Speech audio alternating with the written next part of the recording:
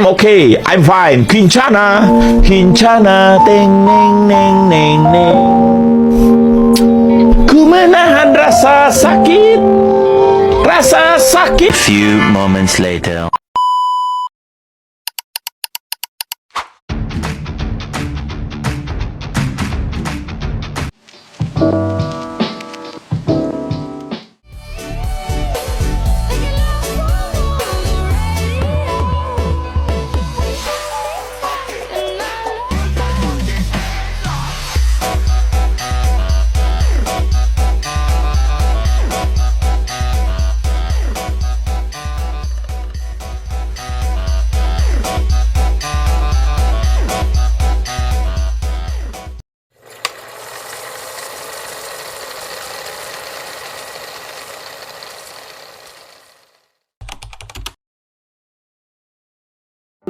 Baiklah, saya akan menjelaskan materi yang pertama, yaitu tentang upaya pembaharuan pendidikan. Yang pertama yaitu pembaharuan kurikulum. Yang pertamanya, pembaharuan kurikulum di Indonesia menuju pendidikan yang lebih berkualitas.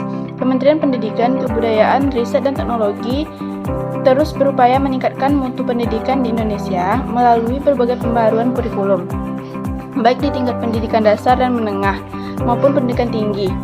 Yang pertama yaitu kurikulum pendidikan dasar yang menengah.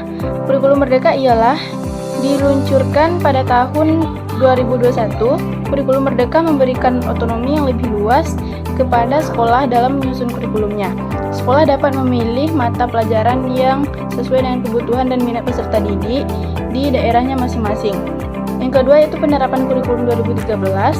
Kurikulum 2013 masih terus diterapkan di sekolah-sekolah di Indonesia. Kurikulum ini berfokus pada pengembangan kompetensi peserta didik melalui pembelajaran yang aktif, kreatif, dan menyenangkan. Selanjutnya ada penyesuaian kurikulum pasca pandemi, yaitu juga melakukan penyesuaian kurikulum pasca pandemi COVID-19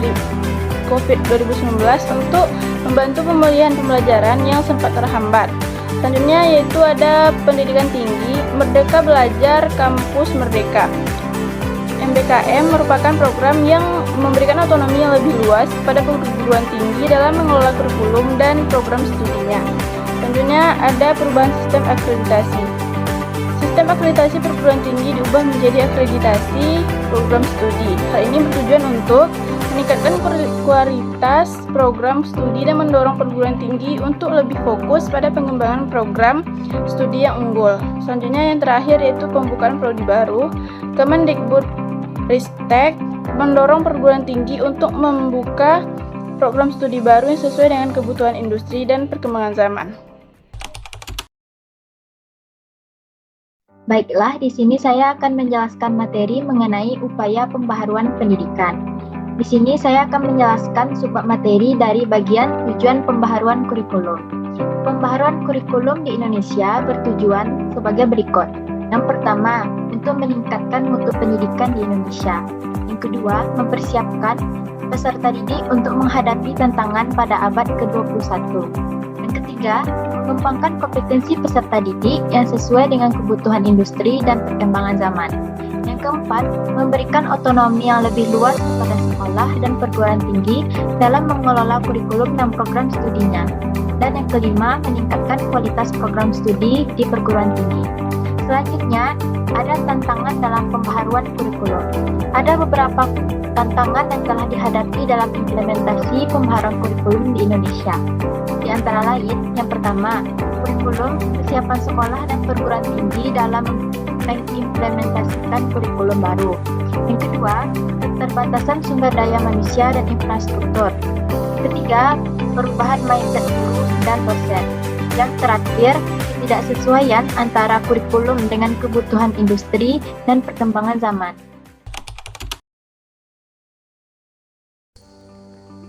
Pengembangan pengelolaan pendidikan inovatif.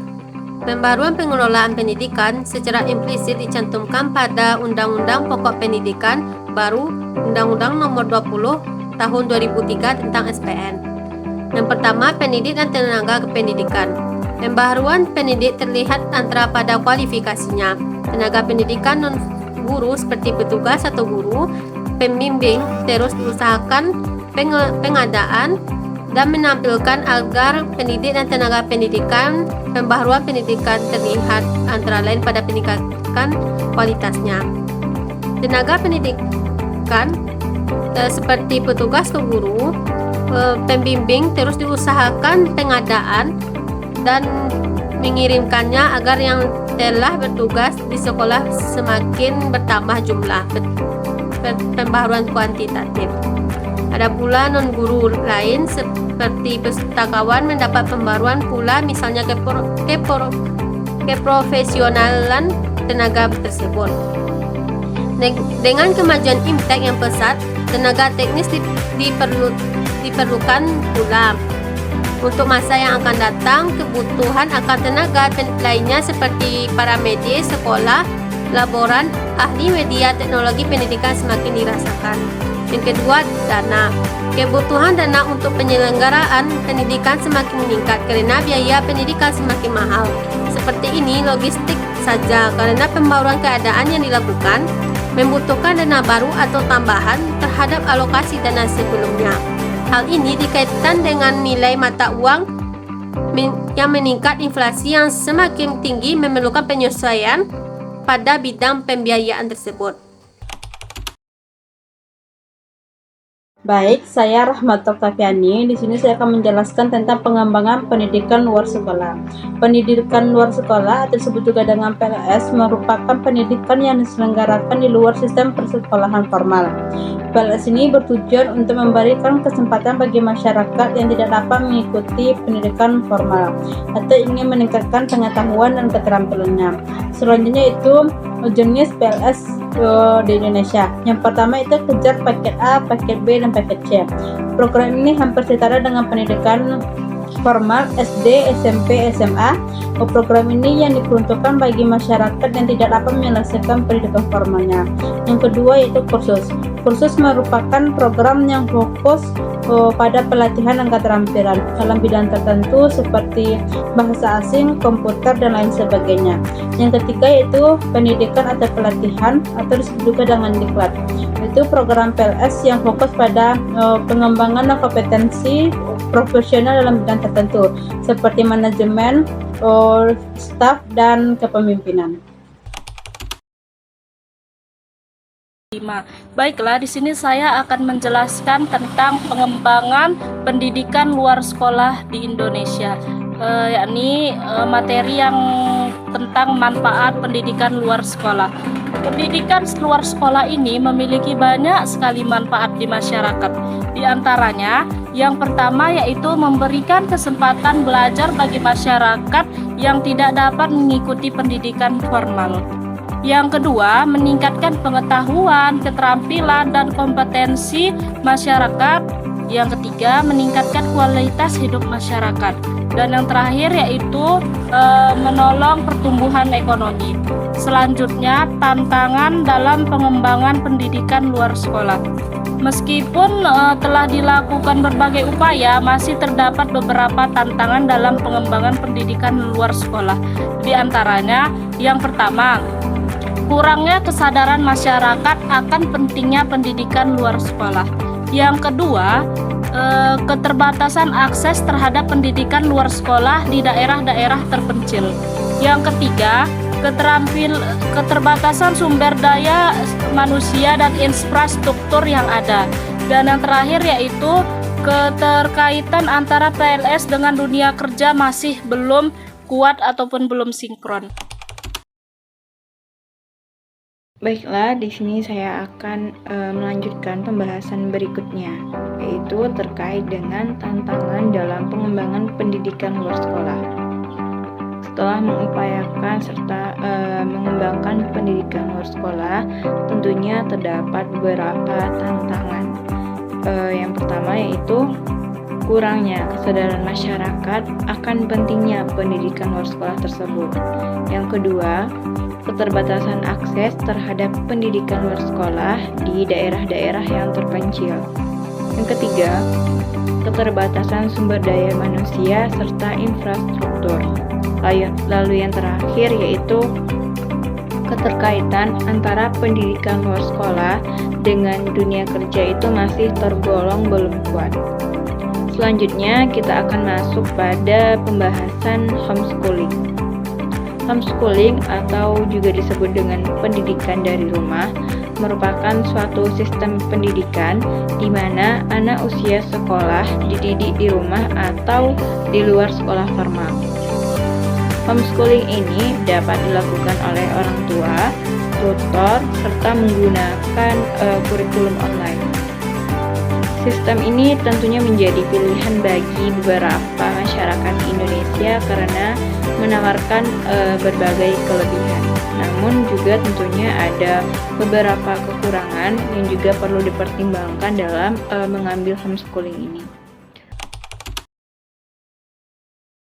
Di sini saya akan melanjutkan penjelasan dari homeschooling, di mana di sini saya akan menjelaskan mengenai kelebihan dan kekurangan dari homeschooling. Pertama, saya akan menjelaskan mengenai kelebihan dari homeschooling.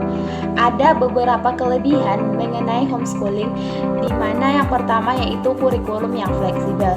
Homeschooling telah menawarkan kurikulum yang fleksibel dan dapat disesuaikan dengan minat dan gaya belajarnya anak. Yang kedua yaitu pembelajaran individual. Anak bisa mendapatkan perhatian penuh dan pembelajaran yang terpersonalisasi. Yang ketiga yaitu kebebasan kreativitas. Pada homeschooling ini memungkinkan orang tua untuk menginteraksikan nilai-nilai dan minat keluarganya ke dalam proses pembelajarannya anak. Yang terakhir yaitu belajar dengan cara yang menyenangkan. Homeschooling dapat membuat pembelajaran menjadi lebih menyenangkan dan menarik bagi setiap anak jika orang tua menggunakan homeschooling ini dengan cara yang menyenangkan. Baik, selanjutnya saya akan menjelaskan mengenai materi kekurangan dari homeschooling. Ada beberapa kekurangan dari proses homeschooling ini. Yang pertama yaitu tanggung jawab orang tua yang besar, di mana orang tua itu memiliki tanggung jawab yang besar dalam menyusun kurikulum, mencari materi pembelajaran, dan mengajari anak. Seperti orang tua itu harus bertanggung jawab bagaimana apa kurikulum yang sesuai dengan anaknya dan bagaimana proses pembelajaran yang harus diberikan kepada anaknya dalam proses homeschooling. Yang kedua yaitu kurangnya sosialisasi.